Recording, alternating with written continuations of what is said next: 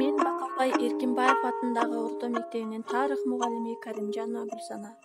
6-класстарга сабак өтөмүн.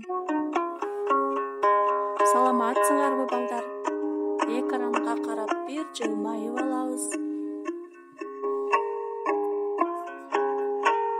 Өткөн сабакта алган билимибизди эске салып көрсөк, Барсбек деген ким болгон? Барсбектин кыргыз тарыхында ээлеген орду боюнча айтып беребиз.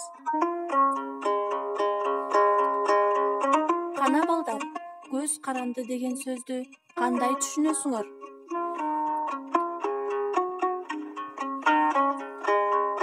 Бүгүнкү сабагыбыздын темасы кыргыз мамлекетинин көз карандысыздык үчүн күрөшү. 8-кылымдын аягы, 9-кылымдын башы. Сабагыбыздын максаты кыргыз мамлекетинин көз карандысыздыгы үчүн күрөшү боюнча маалымат алабыз.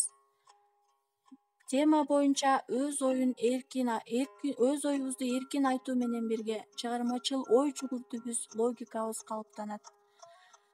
Патриоттуулукка, адептүүлүккө тарбияланабыз. Эгер биз кыргыз мамлекетинин көз карандысыздыгы үчүн күрөшү боюнча маалымат алсак, тема боюнча өз оюбузду эркин айтуу менен чыгармачыл ой жүгүртүүбүз, логикабыз калыптанса, патриоттуулукка, адептүүлүккө тарбиялансак, бүгүнкү сабагыбыз максатына жетет деген ойдомун. Эгер биз бүгүнкү сабакта көңүл буруп көрсөк жана тапшырмаларды аткарсак, анда кыргыздардын көз карандысыздыгы үчүн күрөшү боюнча, кыргыздардын уйгурларга карата көтөрүлүшү боюнча, бул согуштун жыйынтыгы боюнча маалымат алабыз. Кыргыз мамлекетинин өз алтынчалыгын сактап калышына эмне себеп болгон? Кыргыз кагандыгы экинчи чыгыш түрк кагандыгына көз каранды абалда калган. Ал эми 716-жылы түрк каганы Капаган каган өлгөн. Ушундан кийин бир нече уруулар көз карандысыздыктан кутулуу максатында түрктөргө каршы көтөрүлүшкө чыккан. Натыйжада кыргыз мамлекети да иш жүзүндө эркиндикке ээ болгон.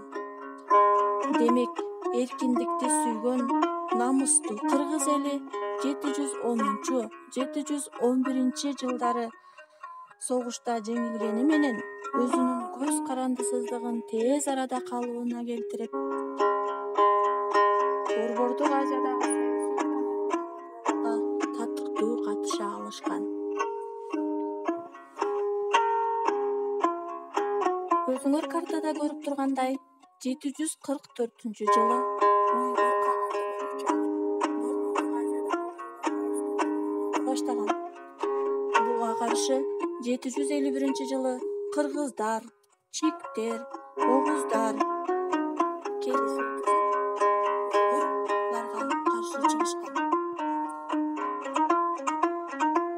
Кыргыздар менен уйгурлардын бул чабыштары 758-жылга чейин созулуп, кыргыздар жеңилип, уйгурларга көз каранды абалда калган.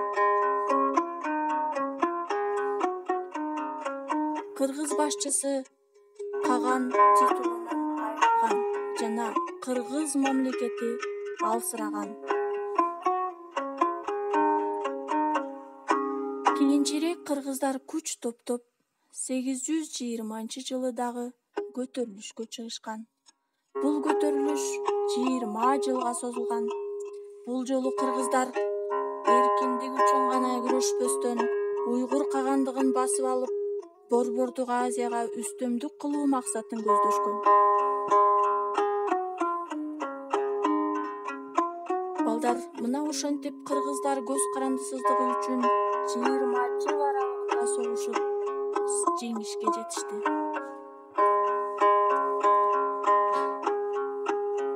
Суроолорго жооп беребиз балдар. Сабагыбызды бышыктайбыз. Кыргыздар кайсы жылы уйгур кагандыгына кайрадан көтөрүлүшкө чыккан? 1958-жылдагы кыргыздар менен уйгурлардын чабышында кимдер жеңилип калган? Кыргыз мамлекетинин өз алдынчалыгын сактап калышына эмне себеп болгон?